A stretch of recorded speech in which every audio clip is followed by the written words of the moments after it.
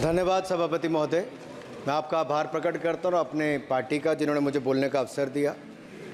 मैं बधाई देता हूँ श्रीमती निर्मला सीतारमण जी को, माननीय वित्त मंत्री जी को, जिन्होंने 7वां लगातार बजट दिया है।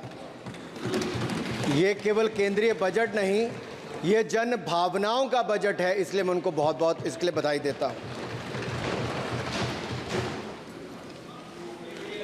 अगर आप बजट की ओर देखेंगे, इसकी भूरी भूरी प्रशंसा सब तरफ से हुई, लेकिन एक नेता ने यहाँ खड़े होकर जिस तरह से पहले कटाक्ष किया कमल पर, ना जाने कमल से उनको क्या विरोध है, लेकिन कमल के लिए, कमल का अगर शब्द का प्रयोग राजीव नाम के लिए भी किया जाता है, कमल के फूल को अगर राजीव कहेंगे तो वो भी है, लेकिन कहीं ना कहीं कमल को बुरा दिखाने का प्रयास किया गया।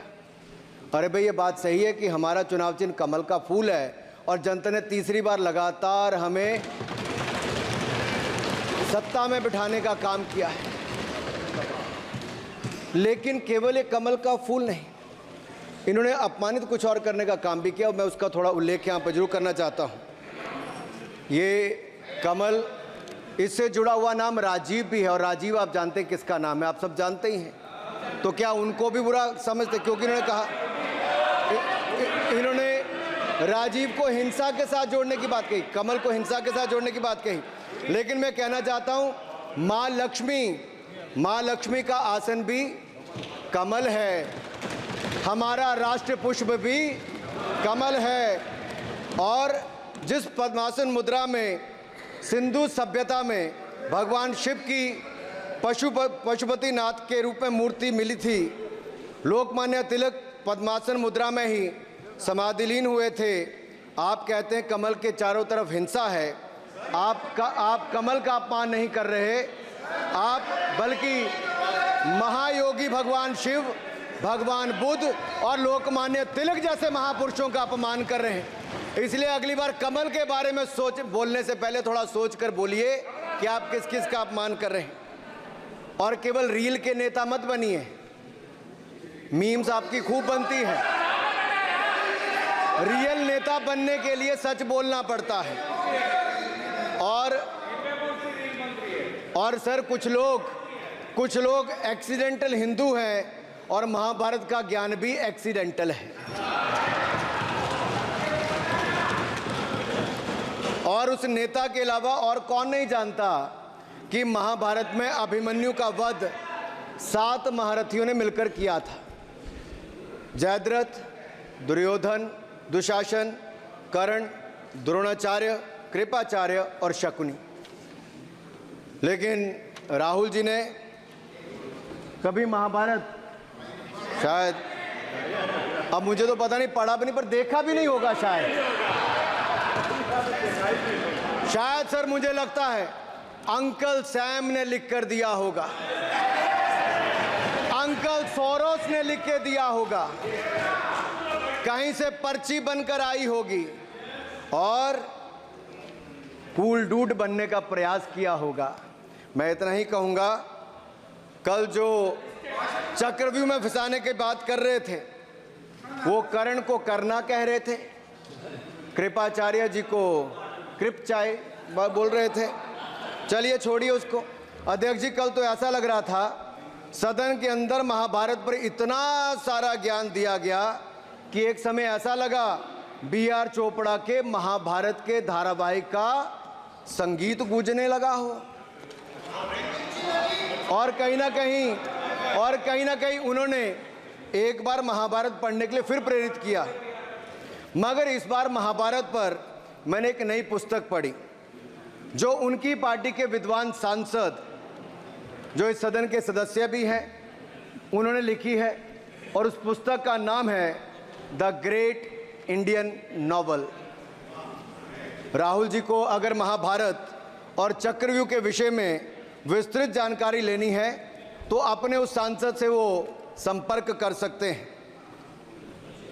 और मैं बताऊंगा, शशि थरूर जी ने, शायद वही राहुल गांधी जी को बता दें या बताएंगे, नहीं तो मैं बता देता हूं कि आपने महाभारत और भारत के स्वतंत्रता संघर्ष को मिलाकर जो उपन्यास लिखा है, उसके पात्र कौन कौन है। इस उपन्यास में धृतराष्ट्र के रूप में किस नेता को दिखाया गया है, कौरव किस पार्टी को कहा गया है, इस उपन्यास में प्रिय दुर्योधनी कौन है। जब राहुल जी को इसका पता चलेगा तो मुझे लगता है कहीं ना कहीं शशि थरूर जी पर कार्रवाई ना हो जाए। लेकिन क्या है साहब, ये लोग तो संविधान दिखाते थे, पढ़ते नहीं थे। मैंने उस दिन पूछ लिया कितने पन्ने होते, तो वो भी नहीं बता पाए। मैंने उसके बाद पूछा कि ये जो आप संविधान की कॉपी लेकर चलते हो, इसका प्रीफेस पढ़ा है, इसका फॉरवर्ड पढ़ा है, इसकी प्रस्तावना किसने की है। के वेणुगोपाल जो सॉलिसिटर जनरल इनकी सरकार के समय भी रहे होंगे, सीनियर एडवोकेट हैं, या गोपाल शंकर नारायण जो सीनियर एडवोकेट हैं, उन्होंने उसकी प्रस्तावना की थी और प्रस्तावना में लिखा था कि कैसा काला अध्याय वो इमरजेंसी का समय था। और ये संविधान जो डॉक्टर BR अंबेडकर जी ने दिया, अगर ये नहीं दिया होता तो आम जनमानस को अपने अधिकारों का पता भी नहीं लगता। लेकिन इन्होंने तो उसको पढ़ा ही नहीं था, लेकिन केवल कॉपी दिखा रहे थे इतने दिनों से साहब। ऐसे ही महाभारत पर भी ऐसी हालत लग रही है। और मुझे लगता है, और नहीं तो गूगल दादा तो थे, इनसे पूछ लेते आप क्या करते हो साहब, साथ में कुछ बताया करो।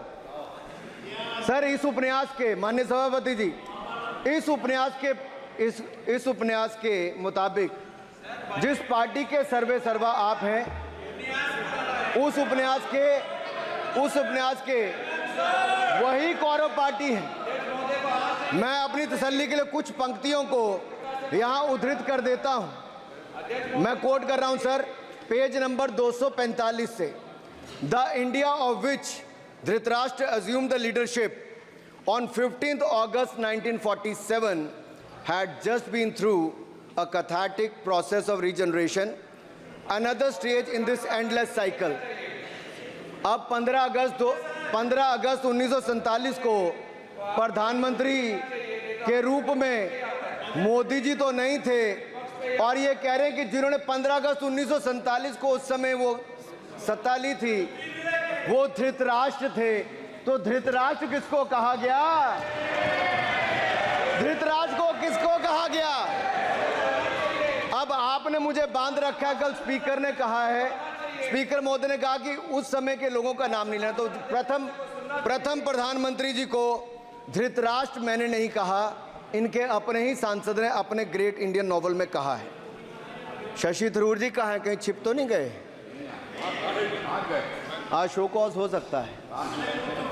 फिर देखिए प्रिय दुर्योधनी और धृतराष्ट्र के विषय में क्या लिखा है। I quote from page 293। In Delhi, blind Dhritarashtra ruled with Priya Duryodhani by his side, and he pledged the nation not so much to the gas and hot water of his Fabian preceptors, but to smoke and steam of the modern industrial revolution. Their ancestors had denied this country. Sir ये सबको पता है कि इस देश के एकमात्र Fabian Samajwadi कौन थे, और ये फैबियन समाजवादी कौन थे उसके बारे में किसी और ने नहीं, आपके ही सांसद ने लिखा है। अरे वाह, इसमें तो आगे इमरजेंसी की चर्चा भी है, और जिसे इंदिरा गांधी जी ने थोपा था। और इमरजेंसी के लिए उपयोग किया है। Saugata dada, you are not Shashi Tharoor, please. ये देश इनकी यातनाओं का सर भुगत भोगी रहा इमरजेंसी के समय, और वो काला खंड, वो काला अध्याय वो देश कभी भूल नहीं पाएगा, जिसने देश के लोगों को कठिन शब्द इमरजेंसी के बारे में भी बताया। सर तो हम चर्चा कर रहे थे द ग्रेट इंडियन नॉवल के अध्याय 7th बुक की, जिसमें प्रिय दुर्योधनी और उनके प्रिय पात्र शकुनी शंकर डे देश में आपातकाल लगाने की योजना बना रहे थे। सर मैं पढ़ता हूं कि शकुनी ने क्या कहा। I quote, What you could do now is to declare an internal siege, a grave threat to the stability and security of the nation from internal disruption. जिस बुक को आप कोट कर रहे हैं, उस बुक को आप सबमिट कर दीजिए। मैं कर दूंगा साहब, एक कॉपी आपको भी भिजवा दूंगा साहब, एक टेबल पे भी रख दूंगा। So what you could do now is to declare an internal seize, a grave threat to the stability and security of the nation from internal disruption. No one has ever defined the permissible procedures under an internal seize, which leaves it to more or less up to us to define them, Shakuni added. And the next, sir, from page 366, I quote, not to mention censorship of the press. Press hai? Not to mention censorship of the press, which is nowhere explicitly ruled out in the Constitution. Suspension of certain fundamental rights, free speech, assembly, and that sort of things, and measures to put up the judiciary in their place, said Shakuni. Kindly sit down. Sir, Kindly sit down. ये किसी और ने नहीं, और मैं कहना चाहता हूं सर, माननीय अनुराग जी, एक किताब गौरव जी को भी भिजवा दीजिएगा। मैं खरीदेंगे सर, मैं कॉपी गौरव जी को भिजवा दूंगा सर। सर, इसमें जिनकी मैं बात कर रहा हूं वो हमारे उस समय की, सर उस समय की प्रधानमंत्री थी जिन्होंने इमरजेंसी लगाई थी। एक नेता की स्वर्गीय दादी जी भी हैं, और मैं उनके नाम के आगे प्रियदर्शिनी भी लिखा जाता था, और उन्होंने इमरजेंसी लगाई थी। लेकिन माननीय सभापति जी, मैं कहना चाहता हूं, दुशासन और दुर्योधन दोनों बहुत ही दुष्ट और बदमाश हो सकते थे, लेकिन उन्होंने भी कभी इमरजेंसी नहीं लगाई थी। दुशासन और दुर्योधन दुष्ट भी हो सकते हैं, दुश्मन भी हो सकते हैं, बदमाश भी हो सकते हैं, लेकिन उन्होंने भी इमरजेंसी नहीं लगाई थी। सर, पूरे उपन्यास में 74 बार कौरव और कौरव पार्टी की चर्चा हुई, हर एक में कांग्रेस का चरित्र झलकता है। राहुल जी सदन में हजारों साल पूर्व हुए महाभारत की कहानी सुना रहे थे, मगर उनकी अपनी पार्टी के पढ़े लिखे एक विद्वान पूर्व मंत्री और सांसद आज के महाभारत की कहानी लिखते हुए बताते हैं कि कौन कौरव था, कौन शकुनी था, कौन धृतराष्ट्र था, कौन दुशासन था, कौन दुर्योधन था, कौन कर्ण था। जरूर पढ़िएगा, सबके किरदार उसी में मिलने वाले हैं। और शायद जिस समय शशि थरूर जी लिख रहे थे, उस समय आपका टैलेंट इनको पता नहीं था, नहीं तो 100 पन्ने तो आप पे ही लिख देते साहब। आप चाहते कार्रवाई हो जाए। माननीय सभापति जी,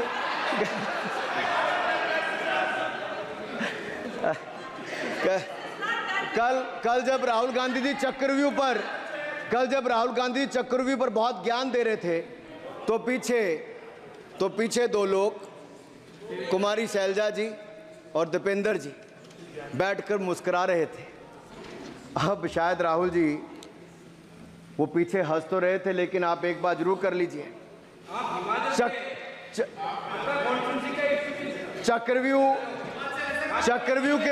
चक्रव्यूह के परिप्रेक्ष्य में इन दोनों से बेहतर कौन बता सकता है हरियाणा के चुनाव आने वाले हैं। जान लीजिए कि कौन शकुनी है और कौन अभिमन्यु है, नहीं तो बहुत देर हो जाएगी। आपको एक और सुझाव है, और मैं इतना जरूर कहूंगा, आपने तो कई सारे चक्रव्यूह बनाने का काम किया सर, और जब उस समय किशोर अभिमन्यु पर कौरवों ने युद्ध नीति के विपरीत जाकर प्रहार किया था, तो मैं कुछ कहना चाहता हूं। इतने में पुत्र दुशासन ने पीछे सा था वार किया, निष्प्राण हुए एक गदा से सिर पर था प्रहार किया। मां धरती की गोद में वह आंख मूंद कर सो गया, अंबर का तेजस्वी तारा धूमकेतु सा खो गया। लेकिन कोई तारे का तेज फीका नहीं कर सकता, वीर गति पाकर अमर हुआ हो कभी नहीं मर सकता है। पुत्र सुभद्रा कुरुक्षेत्र में जिसकी अमर कहानी थी, 9 माह में सीखी विद्या जब 16 साल जवानी थी। अब उस अभिमन्यु को, जिसने सारे चक्रव्यूह को तोड़ने का काम किया, मैं इतना ही कहूंगा, चक्रव्यूह का प्रसंग छेड़कर आपने अच्छा किया। इस देश ने बहुत सारे चक्रव्यूह देखे, कांग्रेस का चक्रव्यूह सर, इसके 7 किरदार मैं बताता हूं सर। पहला कांग्रेस, दूसरा पंडित नेहरू, सर नाम लेने के लिए मना किया, मैं दूसरी तरह से बोलता हूं। पहला कांग्रेस, दूसरे पहले प्रधानमंत्री एनजी, फिर तीसरा किरदार आईजी पूर्व प्रधानमंत्री, चौथा आरजी1 उस समय के प्रधानमंत्री, पांचवा एसजी, छठवां आरजी2 और सातवां आप सब जानते ही हैं। आप समझदार हैं, समझ गए होंगे। सर पहले चक्रव्यूह ने देश को विभाजन कराया, पहले चक्रव्यूह ने देश का विभाजन करवाया, और दूसरे जो एनजी उन्होंने देश को कश्मीर की समस्या दी और चीनियों को भारत की भूमि सौगात में दी, चीनियों को भारत भूमि सौगात में दी। सर तीसरे चक्रव्यूह आईजी ने, पूर्व प्रधानमंत्री आईजी ने देश को आपातकाल दिया, इमरजेंसी दी और पंजाब में अशांति दी। चौथे जो आरजी1 है, आरजी1 ने बोफोर्स दिया और सिखों का निस्सहार किया। पांचवें जो ऐसी हैं, उन्होंने सनातन धर्म परंपरा के प्रति नफरत का नैरेटिव बनाया, 12 लाख के करोड़ के घोटालों को संरक्षण प्रदान किया, देश की आर्थिक अर्थव्यवस्था को भंवर जाल में फंसाया। और छठे ठहरे आप, जिन्होंने पिछले 15 सालों में देश की राजनीति, संसदीय परंपरा और संस्कृति को इतना नुकसान पहुंचाया जितने कि ये बाकी 6 मिलकर चक्रव्यूह एक साथ मिलकर भी नहीं कर पाए। और रही 7वीं, उनका मैं नाम नहीं लूंगा, मैं इतना ही कहूंगा सभापति जी, 7 चक्रव्यूह ने मिलकर देश को गरीबी, भूखमरी, आतंकवाद, कट्टरवाद जैसे अनगिनत दुष्चक्रों में फंसा दिया था। देश को हमने इन आपके दुष्चक्रों से बचाया है, आजाद कराया और माननीय प्रधानमंत्री मोदी जी के नेतृत्व में विकास रथ को आगे बढ़ाया। आज दुनिया में भारत को 5वीं बड़ी अर्थव्यवस्था बनाया। आप जिस अभिमन्यु को घेरने की कोशिश पिछले 22 सालों से कर रहे हैं, गुजरात से लेकर दिल्ली तक, आपके योद्धा और आपकी सरकारें निपट गई, लेकिन आप उनको घेर पाए क्योंकि वो जनता के दिलों में बसे हैं। आज यहाँ 293 अभिमन्यु बैठे हैं, भले ही आपके पास करण जैसे धुरंधर हो, शकुनी जैसे कुटिल रणनीतिकार हो, धर्म हमारे साथ है, धर्म हमारे साथ है। भले ही आपके पास नारायणी सेना हो, लेकिन स्वयं भगवान कृष्ण हमारे साथ है, स्वयं भगवान कृष्ण हमारे साथ है।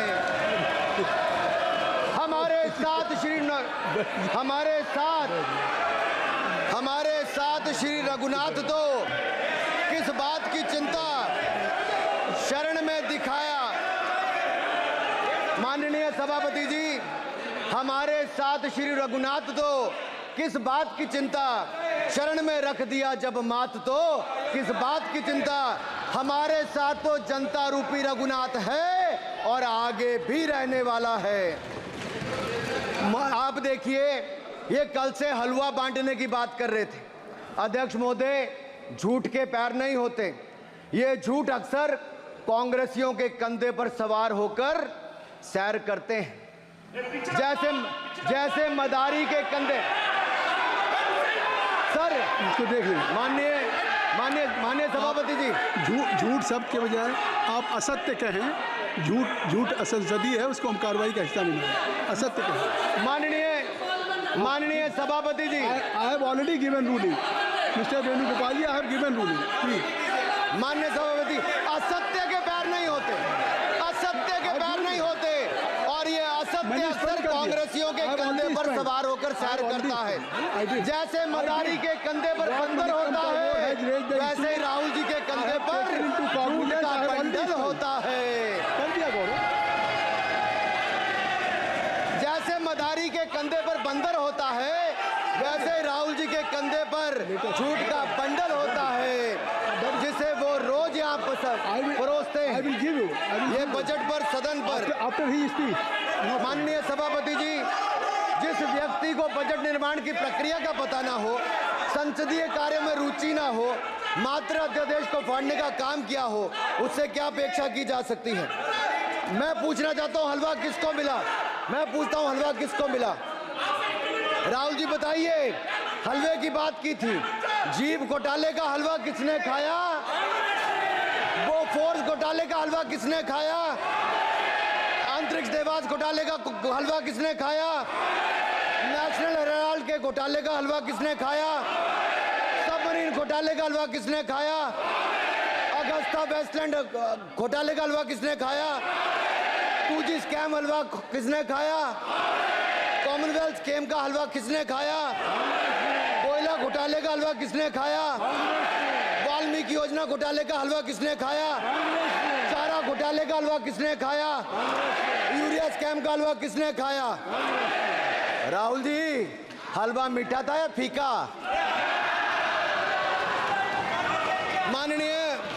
माननीय सभापति जी, कुछ लोग ओबीसी की बात करते हैं। मैं ये कहता हूं, इनके लिए ओबीसी है। गौरव सुनिए, गौरव बड़ा इंपॉर्टेंट है। आप kindly address to the chair. माननीय सर, इनके लिए ओबीसी का मतलब है only for brother in law commission, only for brother in law commission. और only for brother in law commission के लिए काम करने वाली पार्टी अदर बैकवर्ड कास्ट की बात करती है तो आर्मी को भी पंखे के साथ लटकर आत्महत्या कर लेनी चाहिए। मतलब जिस पार्टी ने अपने पार्टी के अध्यक्ष जो एक पिछड़े वंचित समाज से आते थे, उनको धोती से खींचकर पार्टी से बाहर निकाल दिया हो, उसके शहजादे हमें ज्ञान बांट रहे। अरे साहब, इनको पहले तो एलओपी का मतलब समझना पड़ेगा। ये लीडर ऑफ प्रोपेगेंडा नहीं, लीडर ऑफ ऑपोजिशन है। इसका मतलब लीडर ऑफ ऑपोजिशन है। ऑन बिहाफ ऑफ सर, ये लीडर काइंडली लिसन मी माननीय अध्यक्ष जी, माननीय अध्यक्ष जी, मैं जवाब आपको दे रहा हूँ। माननीय सभापति जी, माननीय मंत्री जी, एक मिनट चुप सुनिए। माननीय गौरव जी, आप या माननीय सदस्य जो कह रहे हैं, मैं समझता हूं कि माननीय राहुल जी एलओपी उन्होंने भी बात कही सरकार पे या सरकार के मंत्रियों के लिए नाम लिया, तो उसका जवाब अगर वो दे रहे हैं, अनपार्लियामेंट्री वर्ड जो होगा उसको मैं स्पंज करता हूँ। मैं अनपार्लियामेंट्री मैं उन्होंने झूठ कहा था, मैंने उसको स्पंज कर दिया। झूठ कहा था उन्होंने, मैंने स्पंज कर दिया। अनुराग ठाकुर जी। सर, माननीय अध्यक्ष जी, माननीय सभापति जी, आप देखिए, मैं इतना ही कहना चाहता हूं कि अब झूठ परोसना बंद कर दें, क्योंकि एलओपी का मतलब लीडर ऑफ प्रोपेगेंडा नहीं, लीडर ऑफ ऑपोजिशन होता है। अब संधि है, ठीक है, असत्य निराधार। जी सर, जी, उसके ठीक है, निराधार है सर। ओबीसी की बात, जनगणना की बात बहुत की जाती है। माननीय सभापति जी, जिसकी जात का पता नहीं वो गणना की बात करता है।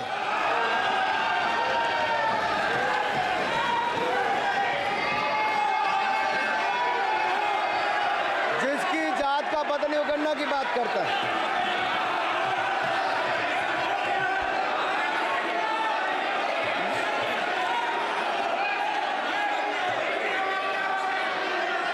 माननीय सभापति जी,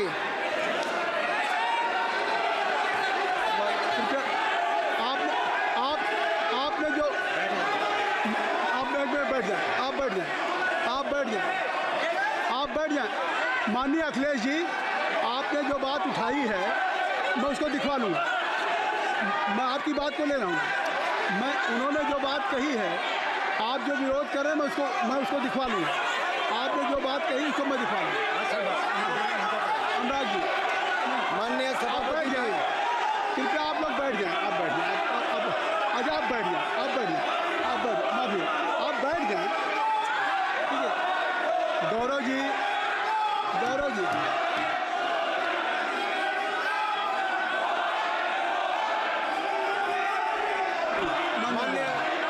माननीय सभापति जी, मैं आपको याद कराना चाहता हूँ, इसी सदन में एक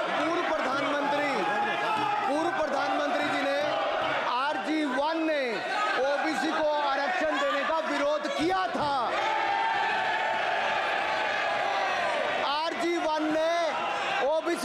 भाषण देने का विरोध किया था। एक मिनट माननीय मंत्री जी, एक मिनट। लीडर ऑफ अपोजिशन बोलना चाहते हैं, आप लोग बैठ जाएं। माननीय मंत्री जी की स्पीच, माननीय अनुराग जी की स्पीच खत्म हो जाए। बैठे बैठे आप लोग बैठ जाएं। मैं आपसे उन्होंने मुझे इंसल्ट किया, मुझे बोलने दीजिए। उनकी बात खत्म हो जाए। उन्होंने इंसल्ट किया, उसके बाद मैं आपको अवसर दूंगा। नहीं सर, नहीं, उनके बाद अवसर दूंगा, आपको अवसर दूंगा। बैठ जाए, आप बैठ जाए, अवसर दूंगा। उनकी स्पीच खत्म हो जाए। प्लीज आप बैठ जाओ। अनुराग जी, कल किस को इंसल्ट कर रहे थे? आपको अवसर दूंगा, आपको अवसर दूंगा। अजय एक मिनट बैठ जाए, आप बैठ जाए। सर मैं क्लैरिटी कर दूं। सर मैंने कहा एक मिनट बैठ जाए आप। सर, मैंने एक मिनट कहा- बैठ जाए आप सब लोग बैठ जाए। अच्छा, आप सब लोग बैठ जाए। चल, अब लीडर ऑफ अपोजिशन को मैं बुला रहा हूँ। अब ये पर is it fair if I am allowing to your leader of opposition, is it fair? मैं फिर उनको बुला लूँगा। नहीं तो मैं आपको बुला रहा हूँ तो पहले बैठ जाएं। पहले लोग बैठ जाएं। पहले बैठाइए सर। सब लोग बैठ जाएं। पहले सब लोग बैठ जाएं तब मैं आपको अलाउ करूँ। सब बैठ जाएं, मैं आपको अलाउ करूँ। मैं आपको अलाउ करूँगा, सब बैठ जाएं। मैं अलाउ करूँगा। आप मेरी बात सुन नहीं पा रहे। मैं आपको अलाउ करूँगा, पहले सब बैठ जाए। हाउस इन ऑर्डर होगा। गौरव जी आप भी बैठ जाएं। मैं लीडर ऑफ अपोजिशन को अलाउ कर दे रहा हूँ। अगर आप ये कह रहे हैं कि हमें इंसल्ट किया गया, मैं बिल्कुल आपको अलाउ कर रहा हूँ। सर दीजिए सर, बोलने दीजिए सर। मैं आपको अलाउ बोलने दीजिए सर। ऐसा नहीं सर बोल बोलने दीजिए सर। मैं आपका नाम तो लूँ। राहुल गांधी जी। स्पीकर सर, देखिए, जितना मेरा आप लोग इंसल्ट करना चाहते हैं, आप खुशी से करिए, आप रोज करिए, मगर एक बात मत भूलिए, जाति जनगणना को हम यहां पास करके दिखाएंगे। धन्यवाद। जितना इंसल्ट करना है करिए। अरे तो अपनी जाति भी लिखनी पड़ेगी उसमें। आप चुप रहें। श्री अनुराग ठाकुर जी, देखिए हमने समय दे दिया, अब आप बैठे। ये तरीका नहीं है, नहीं ये तरीका है। आपको हमने टाइम दे दिया, क्या? आप बैठ चुके हैं, आप बैठ चुके हैं। ये नहीं, आप बैठ चुके। श्री अनुराग ठाकुर जी। सर मुझे लगता था कि इनको भाषण देने से पहले पर्ची आती होगी। हमने आपको लेकिन हर बार इंटरवेंशन के लिए पर्ची आती है अपने बलबूते पर। सर उधार की बुद्धि से राजनीति नहीं चलती है। उधार की बुद्धि से राजनीति नहीं चलती है। यहाँ पर्ची लेने से काम नहीं चलता है। आप बोल के हटते हो, फिर पर्ची आती, फिर बोलते हो। ऐसे कैसे चलता है? माननीय अध्यक्ष जी, माननीय सभापति जी, एक minute. I am not yielding sir, I am not yielding sir. बिठा के आपको बिठाया, बुलाया। अब मैं नहीं करूँगा। मैंने आपको अनुराग ठाकुर जी को बिठा के आपको मैंने समय दिया, तो अब अनुराग ठाकुर जी बोलेंगे। चलिए सर मैं इतना ही कहूंगा, उधार की बुद्धि से राजनीति नहीं चलती है। आजकल कुछ लोगों पर जातिगत जनगणना का भूत सवार है सर। लेकिन मैं इतना कहूंगा सर, मैंने क्या कहा था सर? सर माननीय सभापति जी, मैं गंभीर बात कर रहा हूं, ये नहीं सुन रहे। मैंने कहा था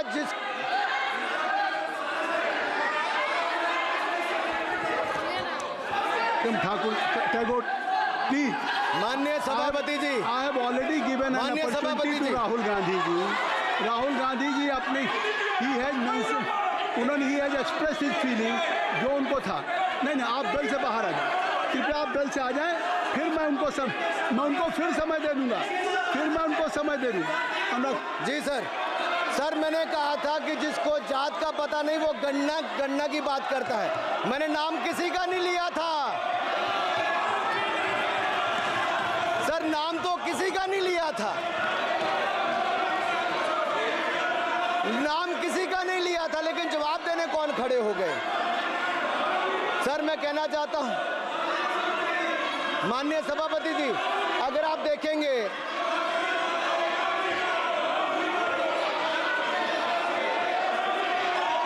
मैंने अनुराग जी को बिठा के मैंने माननीय राहुल गांधी को समय दिया। मैंने अनुराग ठाकुर जी को बिठा के, तो कृपया आप लोग जब एलओपी को टाइम मिल गया तो आप सदन में व्यवधान अब फिर बोलना चाहते हैं, आप खड़े हो जाइए। आप फिर बोलना चाहते हैं, खड़े हो जाइए। चलिए खड़े हो जाइए। अब लोग जाइए बिल से बाहर। LOP please, LOP I am giving. तो आप बिल से तो जाइए। सर स्पीकर सर, अगर मैं आपके एलओपी को टाइम दे रहा हूं तो आप ये क्या मतलब? माफी मांगे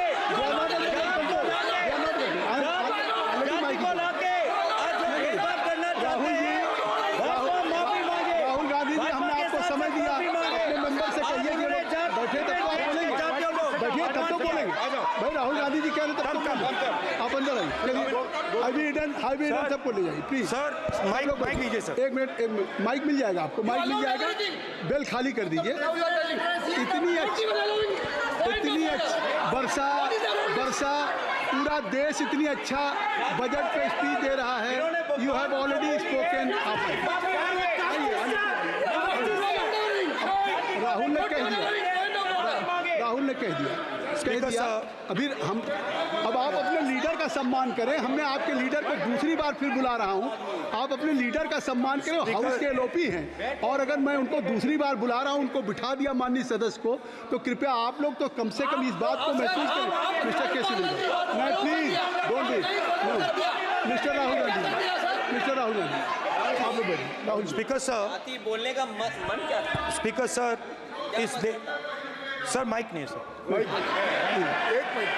माइक यहाँ से नहीं जाती। स्पीकर सर, मैं नाम जो ले भी लूँगा, माइक आ जाएगा। स्पीकर सर, जो भी इस देश में दलितों की, आदिवासियों की, पिछड़ों की बात उठाता है, जो भी उनके लिए लड़ता है, उसको गाली खाना ही पड़ता है।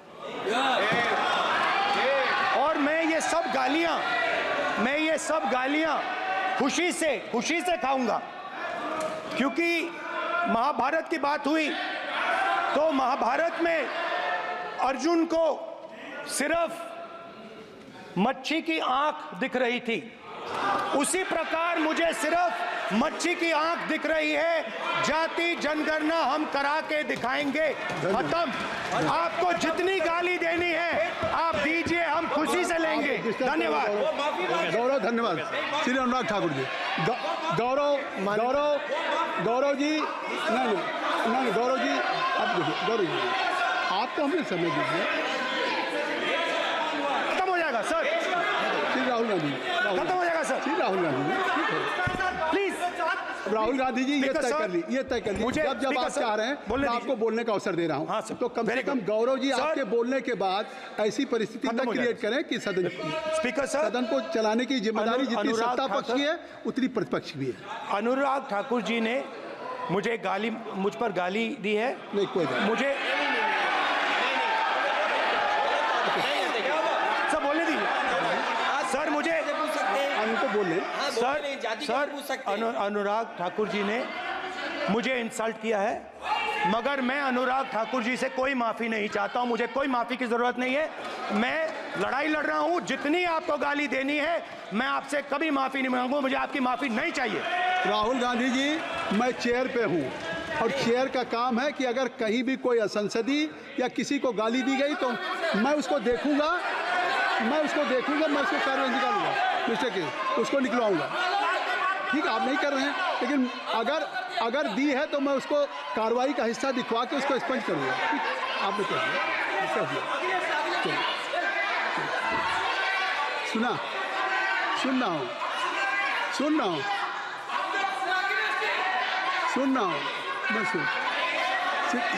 श्री अनुराग ठाकुर जी, माननीय सभापति जी, श्री अखिलेश यादव जी, बैठ जाए। श्री अखिलेश महोदय, सभापति महोदय, मैं केवल इतना, सभापति महोदय, स्वागत है। अभी क्या तरीका है? सभापति महोदय, मेरा आपसे केवल इतना निवेदन है। माननीय मंत्री रहे हैं, बड़े दल के नेता हैं, मंत्री रहे हैं, बड़ी बात कर रहे थे। मैं महाभारत, शकुनी, ये सब बातें कह रहे थे, दुर्योधन तक यहाँ ले आई है। मैं केवल सभापति महोदय इनसे ये पूछना चाहता हूँ, आपने जाति कैसे पूछ ली, ये बताइए बस। आप जाति कैसे पूछ सकते हैं? आप बताएं, जाति कैसे पूछ सकते हैं? आप पूछ के दिखाओ जाति तुम। आप जाति कैसे पूछोगे तुम? कैसे पूछोगे जाति? आप बैठ, नहीं, जाति नहीं पूछ सकते आप। आपने कह दिया ना। अब आप हमारी जाति नहीं पूछ सकते। आप हमारी व्यवस्था सुन लें, आप मेरी व्यवस्था सुन लें। कोई सदन में किसी की जाति नहीं पूछेगा। अनुराग ठाकुर जी, मैंने उसको स्पष्ट कर दिया। श्री अनुराग ठाकुर जी, माननीय सभापति जी, बात आ गई। अब माननीय सभापति जी, उस समय के प्रधानमंत्री स्वर्गीय आरजी वान जी ने यही कहा था कि ओबीसी के आरक्षण का विरोध करता हूं। ये तो सदन में है। आरजी वान ने कहा था कि मैं ओबीसी को आरक्षण का विरोध करता हूं। अब ये तय करें कि वो सही थे या ये सही हैं, और आपकी पार्टी गलत थी कि आप गलत हैं, और वो पिछड़ा विरोधी थे कि आप पिछड़े के पक्ष में हो। और उस समय की पूर्व प्रधानमंत्री आईजी ने कहा था कि जात पर ना पात पर। अभी मैंने तो कहा नहीं सर, उस समय कहा गया था। और इसी तरह से ही कृपया अपना भाषण संक्षिप्त सर, करें। मंडल आयोग की रिपोर्ट हो, काका कालेलकर की रिपोर्ट हो, इस पर कौन वर्षों तक बैठा रहा सर? जवाब देना होगा इनको, कौन देगा जवाब? अगर उस समय उसको लागू कर दिया होता तो आज ओबीसी के अधिकारी भी ज्यादा होते, बाकी भी होते। और यही नहीं सही, इन्होंने दलित के साथ, आदिवासी के साथ, ओबीसी के साथ विरोध किया। ओबीसी कमीशन को तो संवैधानिक दर्जा भी नहीं दिया। अगर संवैधानिक दर्जा दिया तो मोदी सरकार ने आकर दिया है, माननीय अध्यक्ष जी। और मैं इस सदन के लिए पढ़ देता हूं सर। नेहरू जी ने 1961 में आरक्षण के विरुद्ध में लिखा था, I quote, I react strongly against anything which leads to inefficiency and second rate standards. I want my country to be a first class country in everything. The moment we encourage the second rate we are lost. I unquote. ये किसने कहा? देश के पहले प्रधानमंत्री ने कहा। आप उससे सहमत हो कि नहीं सहमत हो बताइए? माफी मांगोगे उसके लिए कि नहीं मांगोगे? कृपया चेयर को आप एड्रेस करें। आप चेयर को एड्रेस करें अनुराग जी। सर मैं इतना ही कहूंगा और समाप्त करें। लहजे में बदजुबानी, चेहरे पर नकाब लिए फिरते हैं वो, जिनके खुद के बही खाते बिगड़े हैं, वो हमारे हिसाब लिए करते हैं। बहुत बहुत धन्यवाद। नहीं सर, मेरे एक मिनट सर, मैं एक बात क्लियर कर दूं सर। मैंने किसी का नाम लेकर नहीं कहा, लेकिन कोई अपने आप क्यों खड़ा हुआ? मैंने किसी का नाम नहीं लिया था। आप रिकॉर्ड चेक कीजिए सर, आप रिकॉर्ड चेक कीजिए। और सर ये सारी बातें अगर आप देखेंगे, सबका साथ सबका, मैं रिकॉर्ड दिखवा लूंगा। आप दिखाइए सर। सबका साथ सबका विकास हमने किया सर। अगर अल्पसंख्यक के रूप में अगर किसी को राष्ट्रपति बनाया गया तो कलाम साहब को अटल बिहारी वाजपेयी जी की सरकार में बनाया गया। रामनाथ कोविंद जी को एससी समाज से आते थे, राष्ट्रपति बनाया गया तो मोदी जी की पहली सरकार में बनाया गया। एक महिला ट्राइबल को अपनी क्षमता के आधार पर अगर देश का राष्ट्रपति बनाया गया तो द्रौपदी मुर्मू को हमारी सरकार। अगर ओबीसी प्रधानमंत्री है तो आज माननीय प्रधानमंत्री मोदी जी। आज सबसे ज्यादा मंत्री एससी एसटी ओबीसी है तो हमारी सरकार में। सर मैं इतना ही कहूंगा। समाप्त करें सर, मैं 2 मिनट में खत्म। 1 minute sir 2 minute. Sir MSP, sir ये एमएसपी की बात कर रहे थे सर। एमएसपी कौन लाया? एमएसपी सर 61 के युग में, उस समय के पहले प्रधानमंत्री जी ने लाए, लेकिन इन्होंने उसको गारंटी क्यों नहीं दिया भाई? 61 के बाद 66 में आप लाए। आप इतने सालों तक क्या करते रहे? क्यों नहीं आपने प्रावधान उसका किया? सर दूसरा मैं कहना चाहता हूं, कर्नाटक में 1200 किसानों की आत्महत्या होगी। 1200 किसानों ने गए आप मिलने के लिए। कितने एससी एसटी ओबीसी थे? कितने एससी एसटी ओबीसी थे? सर वहां के ओबीसी का पैसा, एससी एसटी का पैसा, उनका बजट 34% कर्नाटक में खत्म करके अलग कर दिया गया। पूछा आपने क्या उनसे? कौन किया? और सर यही नहीं, मैं पूछता हूं सर मैं पूछता हूं इनमें से सर। अब आप संक्षिप्त समाप्त करें। आप समाप्त सर एक मैं कहना चाहता हूं सर आप देखिए ओबीसी के लिए आज ओबीसी का कोटा खत्म करके अगर मुसलमान को आरक्षण देने की बात कोई करता है तो आपकी आंध्र कर्नाटक आपके कहने पर वो लोग करने की बात करते हैं। आप यहाँ पे ओबीसी की बात करते हो सर। माननीय सभापति जी, मैं एक बात और कहना चाहता हूँ यहाँ पर।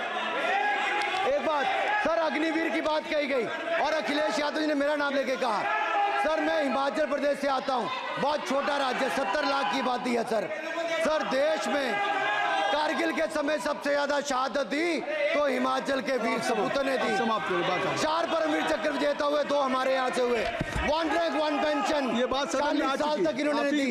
सर अगर दी तो प्रधानमंत्री नरेंद्र मोदी जी ने आकर दी। और ये नहीं सर, अग्निवीर योजना में 100% एम्प्लॉयमेंट की गारंटी है। और हमारी एंटरप्रेन्योर। सर एक बात अंत में लास्ट बात कह रहा हूँ सर, ये लास्ट है सर, मैं एक बात ये आखिरी बात कह रहा हूँ सर, युवाओं के लिए बजट में बहुत कुछ है, नौकरी से लेके इंटर्नशिप से लेके बाकी सब। मैं निर्मला जी को और प्रधानमंत्री जी को बहुत बहुत उसके लिए बधाई देता हूँ। सर स्पेस सेक्टर के लिए 1000 रुपये वेंचर कैपिटल फंड भी दिया गया। सर जिस देश में स्पेस के नाम पर शायद बहुत कम कुछ दिखता था, आज चंद्रयान मिशन की सफलता के कारण दुनिया का पहला देश भारत बना है। सर यही नहीं सर, इनके समय हेमराज का गला रेत कर ले गए थे, वापस नहीं लाए थे, हमने सर्जिकल स्ट्राइक करके अपनी सेना को मजबूत किया है। सर डॉक्टर प्रदीप, स्टार्टअप में सर हम नंबर 1 बने। सर आखिरी लाइन है सर 30 सेकंड सर, आखिरी लाइन सर, ये कहते हैं देश में डर का माहौल। सर मैं इतना ही कहूंगा, डर का माहौल है अपराधियों में, डर का माहौल है भ्रष्टाचारियों में, डर का और भय का माहौल है देशद्रोहियों में, अधर्मियों में, कुकर्मियों में, और सबसे ज्यादा डर का माहौल है देश के दुश्मनों में। सर देश के दुश्मनों में। सर अंत में मैं इतना ही कहूंगा कि माननीय निर्मला जी ने 7वां बजट तो लाए, ये जन भावनाओं का बजट है जिसका पूरा सदन पूरी प्रशंसा करता है, और इनको माननीय प्रधानमंत्री जी को बहुत बहुत बधाई और साधुवाद। Doctor Pradeep Panigrahi, doctor Pradeep Panigrahi, doctor Pradeep क्या कहना चाहते हैं? शशि थरूर जी।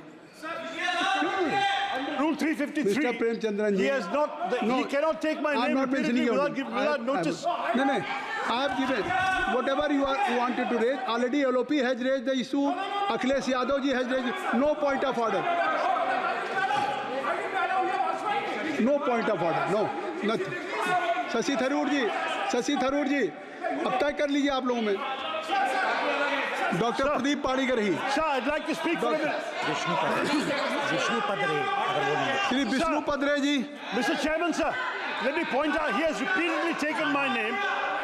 Sir, he has repeatedly taken my name. एक बढ़िया I think I have खबर the right है। to respond, sir. Just wait. आप भी सुन लो, आपको जरूरत है, आपका भला होगा।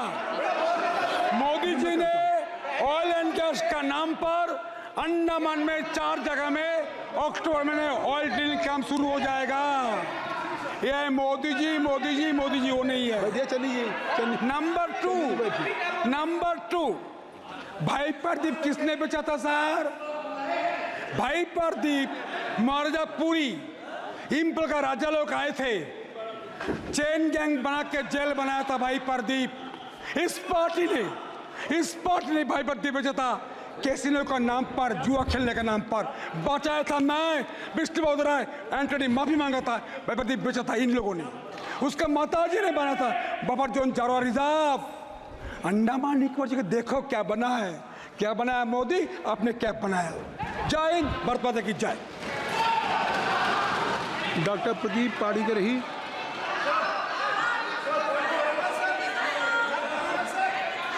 सर क्या चाहिए बताइए, क्या चाहिए सर? नहीं क्या चाहिए? कोई नहीं है तो छोड़ दीजिए, महामंत्री को खड़ा करते हैं ना, फिर और क्या? मंत्री जी को बुला लीजिए। शशि थरूर जी। लो सुन लो सर, ये 353 allegation. Sir, I just want to point out, sir,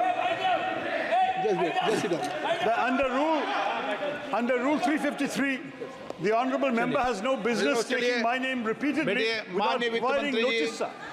And the notice was not given.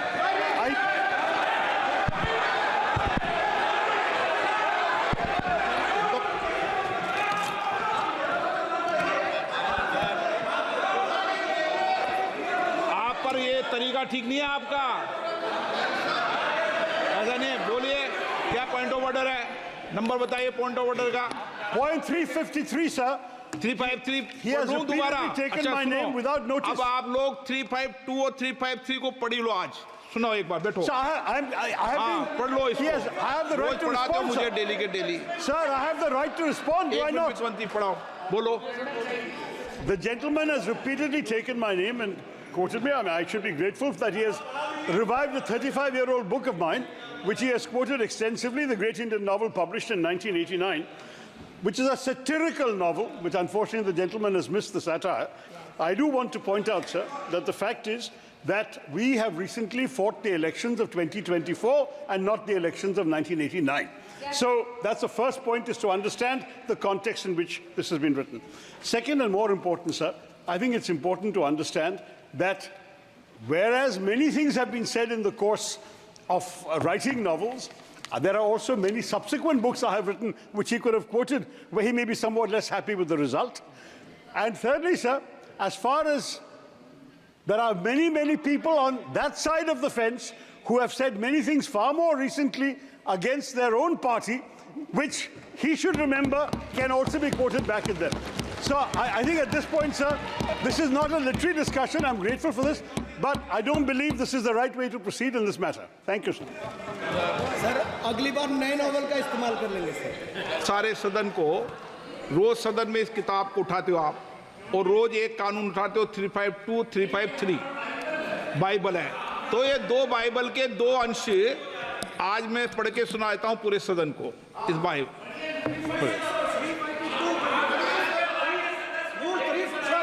I was raising a point of order at the time of the debate made by Sri Anurag Singh Thakur ji, and the chair has assured me that I will give an opportunity. That is under Rule 356 and read with Rule 353 and also Rule 76. एक minute. Sir, one second.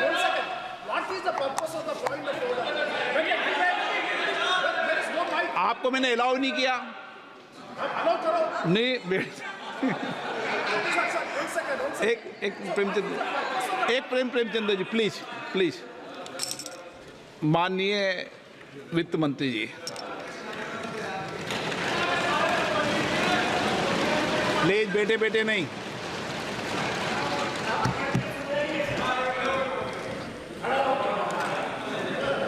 Sir, thank you.